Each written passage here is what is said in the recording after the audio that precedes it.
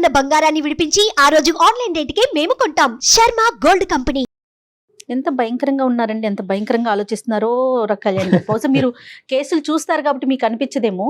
చాలా హలో అమ్మా నమస్తే, రాధమ్మ గారా? అవునండి. అమ్మా నమస్తే, నేను జయానమ్మ అందమైన జీవితం ప్రోగ్రామ్ నుంచి కాల్ చేస్తూ ఉన్నాను. అలాగా బాగున్నారమ్మా?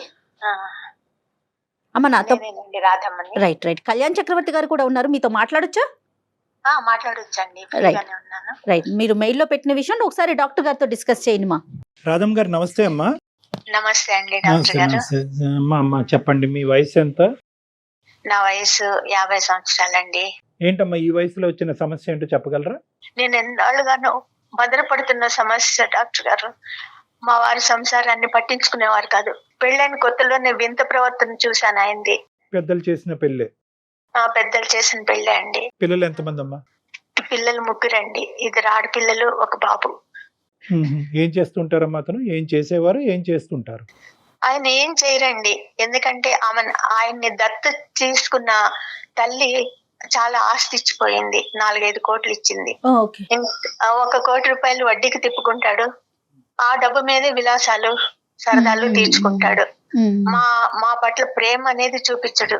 పిల్లలు సెటిల్ అయిపోయారమ్మా, చదువుతున్నారా? ఎలా ఉన్నారు పిల్లలు? ఏంటి వాళ్ళ పరిస్థితి? పిల్లలు 3 డిగ్రీలు తీసుకున్నారండి. 2 పాపలు జాబ్ చేస్తున్నారు. పిల్లవాడికి ఇంకా ముందు చదువులకి డబ్బు ఇవ్వనంటాడు. ఏంటంటే అసలు సమస్య ఏంటంటే అతను ముందే మాకు కొన్ని షరతులు పెట్టాడు. ఏమంటే తనేమన్నా పడి ఉండాలి, తన మాటకి ఎదురు తిరగకూడదు. పిల్లలు కూడా ఆఖరికి నౌకర్ని పెట్టడు, తనేం చెప్తే అది చెయ్యాలి అంటూ కొన్ని షరతులు పెట్టాడండి. నేను అన్నిటికీ పిల్లల భవిష్యత్తు కోసం ఒప్పుకునే ఉన్నాను ఇప్పటి వరకు. తనకు ఆర్థిక బలం ఉంది, అంగబలం ఉంది, అది చూసుకుని ఈ వీరుడు. అది కాక పురుషుడు పులి అనుకున్నాడు.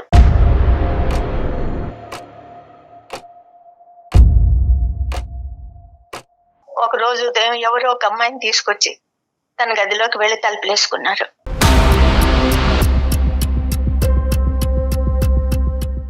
ఎవరి అమ్మాయి? ఎంత వయసు? ఎక్కడ అమ్మాయి? ఎవరో చిన్న అమ్మాయి అండి.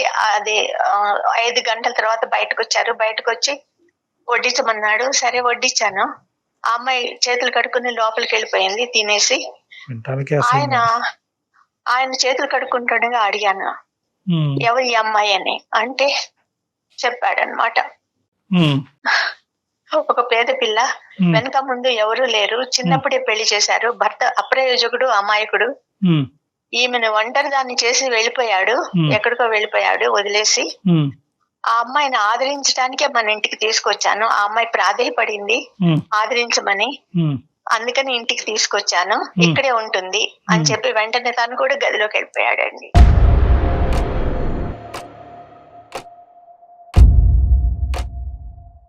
మీరు ఎందుకు యాక్సెప్ట్ చేశారు?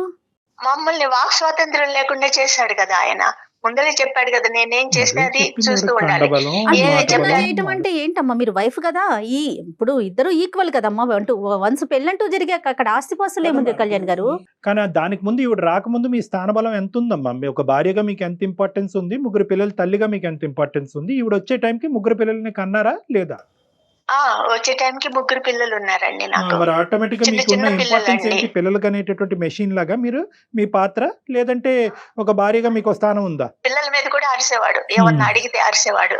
నేనేమన్నా మాట్లాడినా నోరు మూసుకో అని చెప్పేవాడు. 3 పిల్లల్ని కానీ మీకు దిగ్గొట్టాడు మీ నెత్తి మీద మాట్లాడకుండా. అంతే అండి, అలాగే చేశాడు. Right right. మీరేమన్నా చదువుకున్నారమ్మా? నేను డిగ్రీ చేశానండి. ఏం లాభం, అన్ని చేసి వంటింటి కుందేళ్ళని అయిపోయాను, ఇంటికి పని మనిషిని అయిపోయాను. ఒక జైలుకి పరిమితం అయిపోయింది నా బ్రతుకు.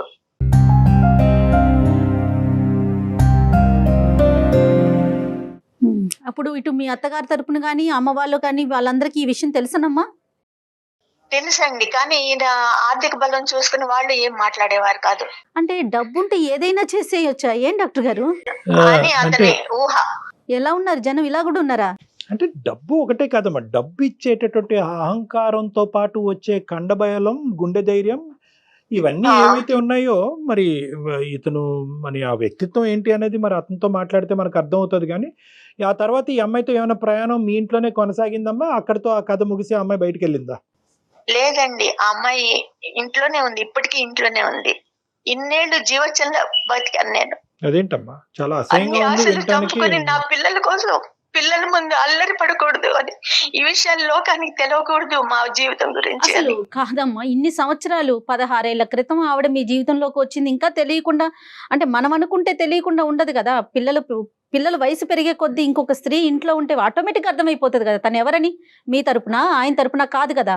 సరే పిల్లలు కూడా అడిగేవారండి, మరి ఏంటమ్మా ఏంటిది, అడగరు? ఎన్నాళ్ళు, అసలు ఆమె ఎవరు అని. పిల్లలు ఏం అడిగేవారు అనేది పక్కన పెట్టండి, వాళ్ళు చాలా చంటి పిల్లలు, అప్పుడే 1, 2, 3 ఇయర్స్ అంతే మాక్సిమం ఈవిడ ఎంటర్ అయ్యే టైంకి.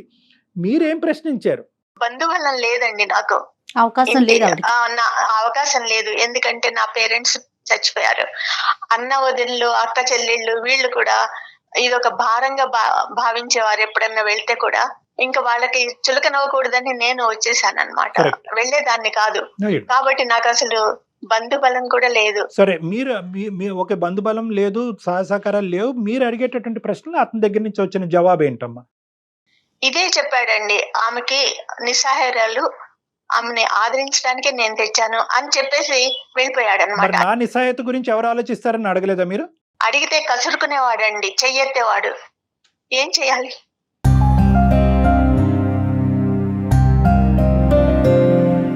రాదమ్మా, ఇప్పుడు ఆ వ్యక్తి ఎవరైతే కనుక మీతో పాటు వచ్చి 16 సంవత్సరాల పాటు మీ ఇంట్లో ఒక మనిషిగా మీ స్థానానికంటే బలమైనటువంటి స్థానం తీసుకున్నటువంటి ఆ గొప్ప స్త్రీ ఎవరైతే ఉందో ఆవిడ నిజంగా మొదటి నుంచి నిస్సహాయరాలా, లేదంటే ఇక్కడికి వచ్చిన తర్వాత కుటుంబ సభ్యులందరూ కూడా బాయ్కాట్ చేశారా? అసలు ఆవిడ కథ ఏంటి బ్యాక్గ్రౌండ్ లో? ఆవిడకి పెళ్లి చేశారండి, చిన్నప్పుడే పెళ్లి చేశారట. ఆహా. ఆ భర్త అమాయకుడు అంట. అతను ఆ భర్త అమ్మాయి కూడా అంటే ఈవిడ ఎక్కువ తెలివైందా? సరే చెప్పండి. అప్రయోజకుడంట. ఆహా. అందుకని అసలు వీళ్ళే కొట్టి ఇద్దరు కలిసి, మా ఆయన ఆవిడ కలిసి అది పరిస్థితి. కొట్టి వెళ్ళిపోయేటట్టు చేశారు అతన్ని. రైట్. అంతేగాని అతను వదిలి వెళ్ళిపోలేదు. సో ఇదంతా కూడా ఆ నిస్సహాయరాలు, నేను దాన ధర్మాలు చేసేటటువంటి గొప్ప గుణం ఉన్న వ్యక్తిని ఒక హ్యుమానిటేరియన్ గ్రౌండ్స్ లో ఈవిని తీసుకొచ్చి కాపాడాననేది ఒక కట్టుకథ మాత్రమే. కట్టు కథ మాత్రమే అనిపిస్తుంది నాకు. అట్లా కావాలనే తీసుకొచ్చాడు అనిపిస్తుంది. రైట్. ఓకే. కానీ ఇదంతా నాకు గుండె కోత కదండి. ధైర్యం చేసి మేము ముందుకు వచ్చాను ఈ సమస్యను తీసుకుని. చాలా లేట్ అయిందమ్మా, చాలా ప్రయాణం. మీరు అడిగేటటువంటి ప్రశ్న బహుశా నిలదీసేటటువంటి పూర్తి స్థాయి ఎఫర్ట్ అనేటటువంటిది జరిగిందనేటట్టు నేను అనుకోవట్లేదమ్మా. ఈరోజు పిల్లల వయసు, పిల్లల వరకు వచ్చింది అంశం, పిల్లల పెళ్ళిళ్ళ వరకు వచ్చింది కాబట్టి మీరు బహుశా మాకు కాల్ చేసి ఉండొచ్చు, ఈమెయిల్ పంపించి ఉండొచ్చు. వాళ్ళిద్దరికి ఏమైనా పిల్లలు ఉన్నారమ్మా? లేరండి, వాళ్ళకి ఏం వాళ్ళిద్దరికీ పిల్లలు పిల్లలు లేరు. లేరు. ఓకే. ఏదో జాగ్రత్తలు తీసుకుని ఉంటారు వాళ్ళు. సో ఈ 16 సంవత్సరాల పాటు మీకు జరిగినటువంటి ప్రయాణంలో మీరు ప్రశ్నించలేక గట్టిగా బిగ్గరగా మాట్లాడలేనటువంటి పరిస్థితి, బయట మీకు ఎవరు హెల్ప్ లేకపోవటం వల్ల కాంప్రమైజ్ అయ్యి తలదించుకుని ముందుకెళ్ళటం తప్ప ఇంకో దారి లేదు అనేది మాకు అర్థమైంది. ఇంటి అవునండి. అవసరాలు, పిల్లల చదువులకు సంబంధించినటువంటి ఖర్చులు, మీ అవసరాల వరకు అక్కడి వరకు అతను ఏర్పాటు చేయటం అనేది బాగానే జరిగిందా? అంటే అన్ని అవసరాలు తీర్చేవాడు కాదండి. ఏదో రోజు దైనందిన జీవితానికి ఏదేది కావాలో అవి తెచ్చి ఇంట్లో పడేసేవాడు. ఆ సో డబ్బులు కూడా మా చేతికి ఎప్పుడు ఇవ్వలేదు. సో మా మానసికంగా పిల్లలు, నా కూతుళ్ళు సంపాదించిన డబ్బు కూడా అతని చేతుల్లోనే పెట్టాల్సి వచ్చింది. వాళ్ళకి ఆర్థిక స్వాతంత్రం లేదు. ఇంకేమన్నా అలవాట్లు ఉన్నాయమ్మా ఈ మహానుభావుడికి? అంటే తాగటం కానీ ఇలాంటివి ఏమన్నా? లేదండి, ఇది అటువంటి అలవాట్లు ఏం లేదు. వేరే విలాస ఆడవాళ్ళ పురుషుడు. అలవాట్లు, ఈవిడ వచ్చిన తర్వాత, ఈవిడ ఎంటర్ అయిన తర్వాత వేరే ఆడవాళ్ళ అలవాట్లు ఇంటి బయట కానీ? లేదండి, అసలు రూమ్ లో నుంచి బయటకు వస్తే కదా.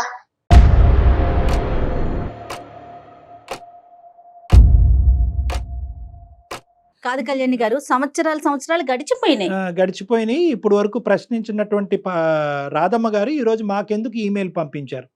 అది నేను ఎప్పటికైనా దీనికి సొల్యూషన్ ఉంటుంది మీ దగ్గర అని. రాధమ్మ గారు ఆలోచన కరెక్టే, మీ మాటకు అడ్డొస్తున్నాను. కానీ ఏంటంటే టైం ఇస్ ద ఎసెన్స్ అమ్మ. బహుశా ఇదేంటంటే చాలా లేట్ అయింది, అయినా కానీ మన వంతు ప్రయత్నం మనం చేద్దాము. పిల్లల్ని కనేసాను కాబట్టి నేను తలదించుకుని ముందుకెళ్ళటం తప్ప ఇంకో దారి లేదు అని చెప్పి స్టార్టింగ్ లో మీరు వెనకడుగు చేశారు చూడండి, అదే ఈ రోజు మీ మెడ చుట్టుకుంది. పిల్లల మీద ప్రేమ చూపించడండి. నా మీద ప్రేమ అసలు ఎప్పుడో పోయింది, అసలు లేదు ప్రేమ. ఏదో వాడుకున్నాడు తప్ప. ఇప్పుడు ఈ ప్రేమనంతా ఆమెకి ఇస్తుంటే నాకు ఎంత కంటకింపుగా ఉంటుంది. పిల్లలు ఏమైపోతున్నారు, పిల్లలు పెరిగారే, వాళ్ళకి పెళ్లిళ్ళు చెయ్యాలి అనే ఆ ఆలోచన కూడా లేదు ఆ మనిషికి. Okay okay. ఇప్పుడు అతనికి ఆలోచన లేదు, అక్కడ ఉన్నటువంటి ఆమెకు సిగ్గు లేదు. మనకు అర్థమవుతుంది. కానీ ఏంటంటే ఈ రోజు అతనితో మాట్లాడటం ఇంపార్టెంటా, ఆవిడతో మాట్లాడటం ఇంపార్టెంటా? మనం అతనితోనే మాట్లాడాలండి. ఆవిడెవరు? ఆవిడ థర్డ్ పర్సనే. కానీ ఈ రోజు ప్రైమరీ పర్సన్ అయిపోయింది, ఇంపార్టెంట్ పర్సన్ అయిపోయింది. మీకంటే బలమైనటువంటి స్థానంలో నిలబడి ఇంటినే శాసించే కెపాసిటీలో ఉంది. ఆవిడ థర్డ్ పర్సన్ కావద్దు, ఆవిడ ఫస్ట్ పర్సన్. సరే, ఆవిడని పక్కన పెడదాం. మీ అబ్బాయి ఏమంటున్నాడు? ఎందుకంటే తండ్రి తర్వాత స్థానం ఆ అబ్బాయిదే కాబట్టి ఆ అబ్బాయి ఈ మనిషిని నిలదీసే కెపాసిటీలో లేదా? ఇంకా అబ్బాయి ఏం చేస్తాడండి, ఏమన్నా కొంచెం ఎదురు తిరిగాడంటే కొట్టడం, లేకపోతే 2-3 రోజుల దాకా వాళ్ళకి పనిష్మెంట్. ఇప్పుడు మా ద్వారా మేము ఒక సలహా సూచన ఇవ్వటం ద్వారా ఈవిడ్ని ఇంట్లోంచి బయటకు పంపించటం అనేటటువంటిది ఎంతవరకు సాధ్యపడుతుంది అని మీరు అనుకుని మాకు చేశారమ్మా. అది సాధ్యమా అసాధ్యమా? నెంబర్ 1. నెంబర్ 2 ఏంటంటే ఈరోజు ఆవిడని అక్కడే ఉంచండి అని మేమైతే మా నోటితో మేము చెప్పలేము. ఎవరైనా కూడా, ప్రపంచంలో ఎవరైనా కూడా ఇది ఇల్లీగల్, ఇదేంటంటే మనందరం ఖండిస్తాం. ఓకే, సుప్రీంకోర్టు ఈ సెక్షన్ తీసేసి పెళ్లి కాకపోతే పెళ్లి అయిందమ్మా, వాళ్ళు పెళ్లి చేసుకున్నారా అమ్మా? తెచ్చి ఉంచుకున్నాడు కాబట్టి ఒకసారి ఆయనతో మాట్లాడే ప్రయత్నం చేద్దామమ్మా. మరి మీ ఎక్స్పెక్టేషన్ ఏంటంటే, ఒకటమ్మా, మేము అతనితో మాట్లాడే ముందు మీ ఎక్స్పెక్టేషన్ మాకు క్లియర్ కట్ గా కావాలి. ఈ రోజు 16 సంవత్సరాల పాటు ఈ మొక్క పెద్ద మానయింది. ఓకే, దీన్ని తుంచటం అనేటటువంటిది అందమైన జీవితంలో ఉండే మా ఇద్దరికి సాధ్యపడుతుందా లేదా? నెంబర్ 1. నెంబర్ 2, అది కాదండి నా ఉద్దేశం. ఆవిడ ఇక్కడ ఉండి చచ్చేంత వరకు ఇక్కడే ఉన్నా, నేను చనిపోయేంత వరకు ఆవిడ ఇక్కడ ఉన్నా కూడా పిల్లలకు సంబంధించినటువంటి బాధ్యతాయుత రోలు తండ్రిగా అతను పాత్ర పోషించగలిగితే కనుక నేను సంతృప్తి చెందుతాను అనే ఉద్దేశంతో చేశారా? ఈ రెండిట్లో అవునండి, పిల్లల్ని పోషించగలడు, ఆమెను పంపించేసి ఇక ముందు పిల్లలు భారం అంతా తను చూసుకోగలడు అనే ఉద్దేశంతోనే నేను మీకు ఏదైనా ఒక ప్రయత్నం చేద్దాం. దగ్గరుంటే ఫోన్ ఇవ్వండి, దూరంగా ఉంటే ఫోన్ కలపండి. మరొకసారి ఆయనకి కనెక్ట్ చేస్తారండి? తప్పకుండా అండి. ఒక్క నిమిషం అండి. మీరు మాట్లాడే వ్యక్తి మీ కాల్ ని హోల్డ్ లో పెట్టారు. దయచేసి లైన్ లో వేచి ఉండండి. ఆప్కా కాల్ హోల్డ్. హలో, ఎక్కడున్నారు? నేను బయట ఉన్నాను. చెప్పు, అంటే విషయం చెప్పు. ఏం లేదు, మన భాగవతమే. దాని గురించి ఒక సైకియాట్రిస్ట్ డాక్టర్ గారితో మాట్లాడాను. ఎవరు, నాకా నీకా? ఇద్దరికి. నీకేమైంది? నాకేం కాలేదే. నీకేం కాలేదని నువ్వు అనుకుంటున్నావు. సరే, ఫోన్ నా కోసమే అనుకో. డాక్టర్ గారికి అన్ని చెప్పేశాను నేను. ఇప్పుడు అంత అవసరం ఏమొచ్చింది? అంత విపులంగా చెప్పాల్సి అంత బాధ ఏమొచ్చింది నీకు? ఆనందరావు గారు నమస్తే. ఆనందరావు గారు నమస్తే అండి. నమస్తే సార్. సారీ అండి, కానీ కొద్దిగా మాకు టైం కేటాయించవలసిందిగా మా విన్నపం. చెప్పండి. ఏం లేదు, నేను అడిగేది ఏం లేదు. అలా కాదు, 16 సంవత్సరాల క్రితం ఎవరో ఒక వేరే ఆడవాళ్ళు మీ ఇంట్లోకి వచ్చారంట. ఆవిడతో పాటు మీ ప్రయాణం మొదలైందంట, ఇప్పటికీ కూడా అది కొనసాగుతుందంట.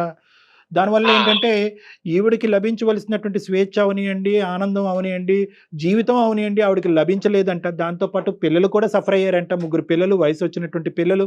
బాబు ఎంఎస్ చేయడానికి బయటకు వెళ్ళాలి అంటే కనుక దాని మీద మీరు పూర్తి స్థాయి సహకారం అందించట్లేదంట. ఆడపిల్లలు, పెళ్ళయ్యేటటువంటి ఆడపిల్లలు ఈ వయసుకు వచ్చి వాళ్ళు సంపాదిస్తే కనుక ఆ సంపాదన మీద కూడా మీరు డిపెండ్ అవటం జరుగుతుంది. ప్లస్ వాళ్ళకి పెళ్లిళ్ళు చూడటం జరగట్లేదంట. సో ఇది సారాంశం. మీరేం చెప్పాలనుకుంటున్నారు ఆనందరావు గారు? సార్, ఇక్కడ విషయం ఏంటంటే వినండి.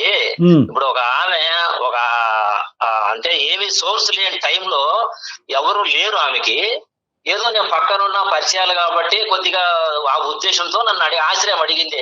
సార్, ఇలాగ ఉంది నా పరిస్థితి, కొంచెం మీరు దయచేసి ఏమనుకోకుండా మరి ఇలాగ నాకు ఆశ్రయం కల్పించగలరా అంటే, దాంట్లో ఏముందమ్మా, ఏ ఆడదైనా కానీ తప్పదు, మరి మనం ఆదుకోవాలి. ఇది భారతదేశం, ఇది భారతదేశంలో స్త్రీని గౌరవిస్తేనే బాగుంటుంది. కాబట్టి దానికి అభ్యంతరం, నీకు ఏం కావాలి నా నుంచి అంటే, ఇలాగ ఉంది సార్ పరిస్థితి, నాకు బయట నేను ఎక్కడ సంపాదించుకోలేను, నాకు ఏది లేదు కాబట్టి కొంచెం మీ దగ్గర ఉండగలుగుతానంటే. ఆవిడ ఎవరండి? రోడ్డు మీద అడుక్కున్న ఆవిడ కాదండి, ఇంటి అవతలండి. ఆమె భర్త వచ్చేసి కొంచెం మైల్డ్ గాను, తాగుబోతూ, కొద్దిగా చూసేవాడు కాదు, కొట్టేది, ఇట్లా హింస గురి అయ్యేది అన్నమాట. ఆమె కనిపించే మగాళ్ళందరినీ కూడా ఆవిడ ఇలాగే ఆదరణ అడుక్కుంటా ఉంటదా? ఇప్పుడు మనకి తెలిసిన వాళ్ళు ఉంటేనే అడుగుతారు. ఆవిడతో మీకు పూర్వపు పరిచయం ఉంది? పరిచయం అంటే పక్కింటి వాళ్ళు ఉన్నప్పుడు మాట్లాడతారు కదండి మామూలుగా. సరే, మీరు మాట్లాడారు. సరే, మేము ముందే ఖండించాలని అనుకోవట్లేదు, మీ వర్జన్ మీరు చెప్పండి. మీరు ఖండించినా ఖండించకపోయినా నేను చెప్పేది నా వర్షన్ ఒకటే. మేము ముందే మాట్లాడాలని అనుకోవట్లేదు, తర్వాత మాట్లాడతాం, ముందు మీరు చెప్పండి. అలాగే సార్. మీకు కొన్ని పదాలు నచ్చట్లేదు. అలా అడిగింది, తిరిగి వచ్చింది, నా ఇంట్లో ఉంటూ ఉంది. అయితే ఉంటుంది కాబట్టి దానికి ఆవిడ నాకు, నా భార్య కూడా నాకు దానికి ఏం అడ్డు చెప్పలేదు, ఇంతకాలం అయింది. ఈ రోజున మరి మీ ముందు తీసుకొచ్చి ఆ బాధను ఎందుకు వెళ్ళకప్పుకుందో అయితే నాకైతే తెలీదు. ఆవిడకి బుర్ర లేదు, మీకు బుర్ర ఉంది. ఇప్పుడు అది కాదు సార్, అది కాదు సార్, సారీ ఆనందరావు గారు, మీ మాటకు అడ్డొస్తున్నాను. ఇప్పుడు ఇక్కడ ఆవిడకి బుర్ర లేదు, ఆవిడకి బుర్ర పని చేయలేదు, ఇంతకాలం ఆవిడ ఒక డిప్రెషన్లో పాతుకుపోయింది, ఆవిడకి బుద్ధి లేదు. ఒక నిస్సాయ స్థితిలో ఉండేటటువంటి ఒక ఆడదాన్ని తీసుకొచ్చి మన ఇంట్లో కూర్చోపెట్టిగా ఆవిడ సహాయత ఇవ్వటం, ఆవిడకి ఒక జీవితాన్ని ఇవ్వటం వల్ల ఇక్కడ నా భార్య పొజిషన్ ఏంటి, నా పిల్లల పొజిషన్ ఏంటంటే మినిమం కామన్ సెన్స్ ఆ వయసులో ఉన్న మీకు లేదా? సార్ ఒక్క మాట చెప్తా వినండి. జీవితాన్ని ఇచ్చారు, ఆమెను తీసుకొచ్చి అంటారు. జీవితాన్ని ఇవ్వడం అంటే ఏంటి? పెళ్ళన్నా చేసుకోవాలి, ఉంచుకోవాలన్నా ఉంచుకుంటే ఈ రెండిట్లో ఏదో ఒకటి జరిగితేనే జీవితాన్ని ఇచ్చినట్ల. ఆ జీవితాన్ని నేను ఆవిడకి ఇవ్వలేదు. ఆవిడికి కేవలం నేను గార్డియన్ టైప్ అంతవరకే ఉన్నాను. నా భార్య నా సొంతం. అది ఆమె ఆలోచించుకోకుండా మీకు వేరే విధంగా చెప్పడంలో మీరు వేరే విధంగా నన్ను క్వశ్చన్ చేశారు. అది తప్పు. ఆమెను నేను గార్డియన్ అంటే ఒక రూమ్ లో ఉంటారా అంటే అసలు గార్డియన్ అనేటటువంటి దానికి డెఫినేషన్ కూడా చెప్తే బాగుంటది ఆనందరావు గారు. నేను పోషిస్తున్నాను ఆమెని. మీరు పోషిస్తున్నారు అంతే. ఎస్, అంతవరకే. ఓకే, సరే సరే. కానీ వేరేవి ఏమీ లేవు. ఇంకా రెండవది పోతే పిల్లల్ని చూడడం లేదు మీరు, అది ఇది అంటారు. పిల్లల్ని ఎంతకాలం చూస్తామండి? చిన్నప్పుడు పుట్టినప్పటి నుంచి ఒక స్టేజ్ వచ్చేంత వరకు పెంచుతాము, చేస్తాము, స్కూల్కి తీసుకెళ్తాము, వస్తాము. ఇప్పుడు వాళ్ళు పెద్దవాళ్ళు అయ్యారు, ఒక డిగ్రీ చదువుతున్నారు. ఆ చదివే వయసులో వాళ్ళకి మనం తోడు అవసరం, వాళ్ళ దారిని వాళ్ళని వెళ్ళనివ్వాలి.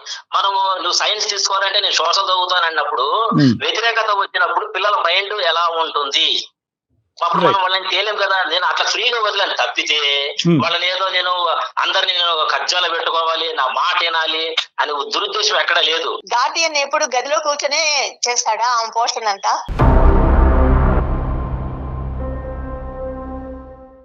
తండ్రిగా బాధ్యతలు ప్రతి ఒక్కరికి ఉంటాయండి. ఆడపిల్ల మీద ఉంటది, మగపిల్లవాడి మీదుగా ఉంటది, అందరి మీద భార్య మీద కూడా బాధ్యత ఉంటది. బాధ్యత లేకుండా ఏ మొగుడు ప్రవర్తించడు. కాకపోతే వీళ్ళు అర్థం చేసుకునే విధానాలు వేరున్నాయి. ఆమె బాధ్యత లేదు, పిల్లల్ని చదివించలేదు అనేసి. నేను చిన్నప్పటి నుంచి మరి ఎవరు కట్టారండి ఫీజులు? వాళ్ళని బాగా నూరి పోసింది వాళ్ళ మెదడులోకి, నాన్న ఇట్లా అని. ఆయన చెప్పేదంతా డ్రామా, అదేం కాదు. తీసుకొచ్చాడు, గదిలోకి వెళ్ళాడు. ఈ 16 ఏళ్ళ నుంచి ఇది జరుగుతూనే ఉంది. ఏ గదిలోకి వెళ్ళాడమ్మా? ఏ గదిలోకి వెళ్ళాడు? ఎవరి గదిలోకి వెళ్ళాడు? ఏం చేశాడు ఆ గదిలో? మా మాస్టర్ బెడ్రూమ్ లోకి వెళ్ళాడండి. ఇవాళ వరకు నేను ఆ రూమ్ లో అడుగు పెట్టలేదు. ఈ అమాయకత్వమే కదా తల్లి ఇక్కడ దాకా తీసుకొచ్చింది. ఆనందరావు గారు, గార్డియన్షిప్ అంటే మాస్టర్ బెడ్రూమ్ లో ఈవిని బయటకు నెట్టేసి ఆవిడతో పాటు ఉండటాన్ని గార్డియన్షిప్ అంటారా? ఏమో, నాకు ఫస్ట్ టైం ఈ గార్డియన్షిప్ యొక్క మీనింగ్ తెలిసింది ఇంతకాలం నేను 20 సంవత్సరాలు చదువుకున్న తర్వాత. సార్ ఇప్పుడు ఆమె ఒక మాట ఉపయోగించింది, డ్రామా అని. మరి అది కూడా తలుపేసుకుని కూర్చుంది కూడా డ్రామా అవ్వచ్చు కదా. డ్రామా సంగతి పక్కన పెట్టండి. ఈ బెడ్రూమ్ లో వేరే స్త్రీకి అసలు స్థానం ఎందుకు? ఆవిడ ఉండవలసినటువంటి అవసరం ఏముంది? నిరాశ్రయాలైనటువంటి ఒక స్త్రీకి బెడ్రూమ్ లోకి తీసుకొస్తేనే ఆశ్రయమా? ఇప్పుడు బెడ్రూమ్ అంటే వేరే రూమ్ మనం కట్టించలేం కదా సార్. అందుకని భార్య ఉండాల్సిన ప్లేస్ లో ఎవరినో తీసుకొస్తానంటారు ఏంటండి బాబు మీరు? ఆవిడ మీ బెడ్రూమ్ లో పెట్టి ఈవిడ బాత్రూమ్ ఇచ్చారా ఈవిడికి? నేను బాత్రూమ్ ఎవరికి ఇవ్వనట్లా, ఒక భర్తగా ఆ పని చేయను కదా. మరి ఏం చేశారు? హింసించకూడదు. మరి ఏం చేశారు? మొదటి ప్రిఫరెన్స్ భార్యకే ఇస్తారు. ఏ భర్త అయినా కానీ, ఎంత తాగుబోతైనా, ఎంత వ్యభిచారి అయినా కానీ, ఎంత తిరుగుబోతైనా కానీ, కట్టుకున్న పిల్లలకి ఇచ్చిన తర్వాత రెండో వాళ్ళు ఎవరున్నా కానీ వాళ్ళకి మనము కొంతవరకు న్యాయం చేయాల్సి వస్తుంది. ఫస్ట్ న్యాయం ఎవరు చేస్తామో? భార్య, పిల్లలు చేస్తాము. కానీ వీళ్ళు అర్థం చేసుకోకుండా ఒక ముసుగేసి అని మీకేదో చెప్పేశారు. ఒకటి ఆనందరావు గారు, మాకేదో చెప్పేస్తే మేము నమ్మేయటానికి మేమేమి ఇక్కడ చెవులో పువ్వులు పెట్టుకోలేదు. మేము చెప్పేది ఒకటే అంశం, భార్యకి బెడ్రూమ్ లో ఇవ్వనటువంటి స్థానం వేరే స్త్రీకి ఎందుకు ఇచ్చారు? దాన్ని మీరు కూడా ఒప్పుకుంటున్నారు కదా? కాదండి, ఆవిడ బయట ఉంది, ఈవిడ బెడ్రూమ్ లో ఉందన్నది మీరు ఒప్పుకుంటున్నారా? లేదా స్త్రీని బెడ్రూమ్ లోకి తీసుకెళ్తారా? ఇదేం సంస్కృతి అండి బాబు? తీసుకెళ్తాం కాదు, 16 సంవత్సరాల పాటు అక్కడే ఉంచారు. పిల్లలతో పాటు ఉంచొచ్చు కదా, ఇంకా వేరే రూమ్ లేదా? మేడం, ఈమెని వేరే రూమ్, ఆమెని వేరే రూమ్ లోనే పెట్టాము. ఇద్దరికి రూమ్లే ఉన్నాయి. ఎవరు బయట హాల్లో పడుకోవట్లేదు. ఈవిడ నేను బయట ఉన్నానంటే ఇంక బయట ఉందా లేకపోతే ఎక్కడుంది? దానికి రావాలి కదా.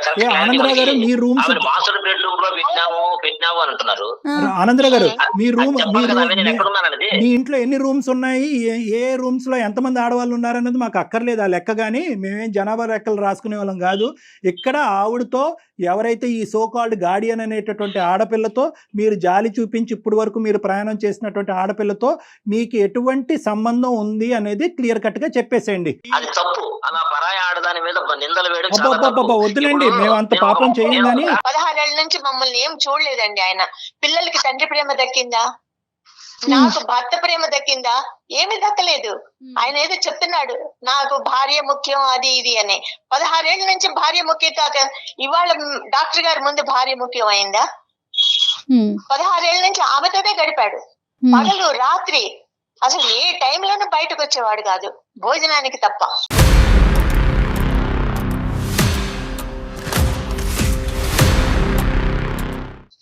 అమ్మ అటువంటి వాడికి భార్య ముఖ్యము, పిల్లలు ముఖ్యము అంటే ఇవాళ నమ్ముతానా నేను? ఏమి లేదండి, ఇదన్నీ కట్టుకథలు. ఆమెతోనే, ఆమె ఇంట్లో ఉంటే మేము ఇంట్లో ఉండలేము, ఆమె మేము ఉండాలి ఇంట్లో, అంతే.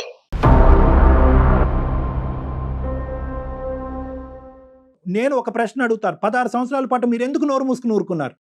మా నోళ్ళు మూసేశాడండి ఆయన. తీసుకొచ్చి ఇంట్లో పెట్టుకుంటే ఆయన మూయటం ఏంటమ్మా? మీరు నిలదీయకపోవటం అనేటటువంటిది ఆ మనిషికి 3 కొమ్ములు రావడానికి ఒక ప్రధానమైనటువంటి అంశం, అవునా కదా? లైన్ లో ఉన్నాడు అండి. ఆ రోజు ధైర్యం లేక, మాకు వాక్ స్వాతంత్రం లేక, నాకు వెనక ముందు ఎవరు లేక, నా పిల్లల్ని నేను జీవితం లాగా బతికాను. అతను ఆనందరావు గారు లైన్ లో ఉన్నారా? బతికానండి. ఆనందరావు గారు చెప్పండి. ఏం చెప్తామండి బాబు, ఫైనల్ గా ఆవిడ ఏం కోరుకుంటున్నారో ఒక్కసారి అడిగి దాన్ని బట్టి ఈ సమస్యకు ఒక కంక్లూజన్ చెప్పడానికి ట్రై చేద్దాం. ఏమ్మా, ఏం కోరుకుంటున్నారు తల్లి మీరు? నేను ఒకటే కోరుకుంటున్నానండి, పిల్లలు పెద్దవాళ్ళు అయ్యారు, వాళ్ళకి పెళ్లిళ్ళు అయితే ఈ కంపంతా బయట వాళ్ళు కూడా చూస్తారని నాకు లోపల బాధగా ఉంది. అది ఎవరికి తెలియకూడదు అనుకుంటే ఆ అమ్మాయిని పంపించేయండి. ఉంటే ఆ అమ్మాయి ఉండాలి, లేకపోతే మేము ఉండాలి. ఆ అమ్మాయిని పంపించిన పరిస్థితిలో నేను నా పిల్లల్ని తీసుకుని బయటకు వెళ్ళిపోతాను.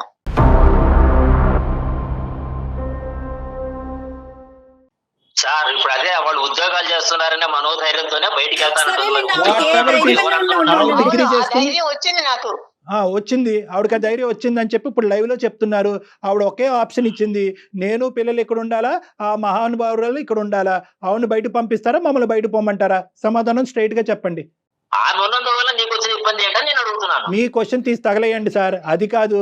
ఆవిడ డాక్టర్ గారు ఎన్ని ఇబ్బందులు ఉన్నాయో ఈ 16 ఏళ్ల నుంచి నేను భరించాను.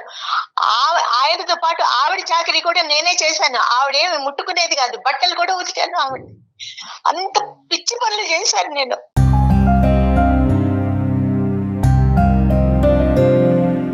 నేను నా పిల్లల్ని తీసుకుని బయటకు వెళ్ళిపోతాను, అంతే. తను ఏం చేసుకుంటాడు చెయ్యి. ఆనందరావు గారు, మీకు ఒక నమస్కారం అండి.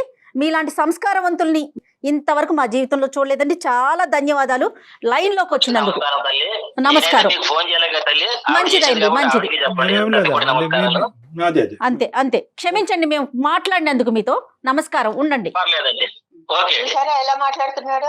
అమ్మా ఇప్పుడు తీసుకొచ్చింది నువ్వే తల్లి, ఇక్కడి వరకు తీసుకొచ్చింది మీరే. దానికంటే ఇంపార్టెంట్ ఏంటంటే కనుక ఇలాంటి అంశాలు వింటే కనుక ప్రతి వాళ్ళకి మేమేమన్నా ఈ ప్రోగ్రామ్ ద్వారా రాంగ్ ఐడియాస్ ఇస్తున్నామేమో, ఆడవాళ్ళని తీసుకొచ్చి ఇంట్లో పెట్టుకుని ఆశ్రయం కలిగించామో, నిరాశ్రయులైనటువంటి స్త్రీలు అని చెప్పి ఒక కొత్త కాన్సెప్ట్ ఓపెన్ అవుతుందేమో అనే భయంతో అతను గుడ్ బై చెప్పాం. ఇంకెక్కువ మాట్లాడలేమమ్మా అలాంటి వ్యక్తులతో. మీకు అవకాశం ఉంటే ఒకసారి పర్సనల్ గా డాక్టర్ గారిని కలవండి, మరింత మనోధైర్యం తెచ్చుకోండి తల్లి. మీ నిర్ణయం మీరు తీసుకోండి, సరేనా? ప్రతి అడుగు ఆలోచనతో తీసుకోవాలి, ఇమోషన్తో కాదు. ఇప్పుడు ఆ మనిషి మళ్ళీ మీ దగ్గరికి వస్తాడు, 3 పిల్లల్ని తీసుకుని నువ్వు బయటకు ఎలా బతుకుతావు అని చెప్పి మీరు జాగ్రత్తగా గుర్తుపెట్టుకోవాలి. పిల్లలు చిన్నగా ఉన్నప్పుడు వాళ్ళు మీ మీద డిపెండ్ అయినప్పుడు బహుశా అతను చెప్పినటువంటి కాన్సెప్ట్ రైట్ ఏమో, బహుశా అదే కాన్సెప్ట్ వల్ల చాలా మంది ఆడవాళ్ళు అలాగా దహించుకుపోతున్నారు. కానీ ఇప్పుడు పిల్లలు నీ వెంట ఉన్నారు అనేటటువంటి మనోధైర్యం, పిల్లలు మిమ్మల్ని కాపాడుతారు అనే ధైర్యం మీకు ఉంటే కనుక ఇక్కడ ఇమోషన్తో కాదు, లాజిక్తో నిర్ణయం తీసుకోండి. ప్రతి నిర్ణయంలో ఒక ప్రొఫెషనల్ యొక్క హెల్ప్ ఉండాలి. అది నాలాంటి సైకాట్రిస్ట్ అన్న అవ్వచ్చు, లేదంటే ఒక లీగల్ హెల్ప్ అయినా అయి ఉండొచ్చు. ఆ విధంగా మీరు ఖచ్చితమైనటువంటి ఒక మార్గాన్ని నిర్ణయించుకుని ముందుకెళ్ళేటటువంటి ప్రయత్నం చేయండి. రైట్ అమ్మా? నమస్తే అమ్మా. సో మచ్ అండి. నమస్తే రాధా. నమస్తే డాక్టర్ గారు. All the best. జాగ్రత్త. నమస్తే. ఎంత అమాయకంగా ఉన్నారు కళ్యాణ్ గారు. జయ గారు అమాయకంగా ఉన్నారా?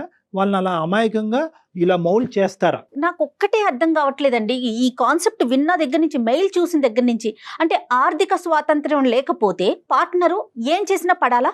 నో నో నో అది ఏంటి? ఇప్పుడు ఆమె చెప్పేది అదే కదా. ఆర్థిక స్వాతంత్ర్యం, financial dependency or independency is in our brain. ఈ దరిద్రం చూసేదానికంటే నా మటుకు నేను భరిస్తాను. లేదంటే 1 year అవకాశమే, 2 years అవకాశమే, 3 years అవకాశమే, 16 సంవత్సరాల అవకాశాలు ఇస్తారా? 16 సంవత్సరాల పాటు ప్రశ్నించి నువ్వు ఇప్పుడు ఎందుకు ప్రశ్నిస్తావని అడుగుతున్నాడు. ఇంట్లో పెట్టుకుంటే తప్పేంటని మాట్లాడుతున్నాడు. అందుగురించి టైం ఇస్ ద ఎసెన్స్ అన్నానమ్మా. అడగవలసినటువంటి సమయంలో అడగాలి, నిలదీయవలసినటువంటి సమయంలో నిలదీయాలి, నిర్ణయం తీసుకోవాల్సిన సమయంలో నిర్ణయం తీసుకోవాలి. ఖచ్చితంగా డాక్టర్ గారు, ఖచ్చితంగా రైట్ అండి. నమస్తే. థ్యాంక్ యూ జయ గారు. నమస్తే.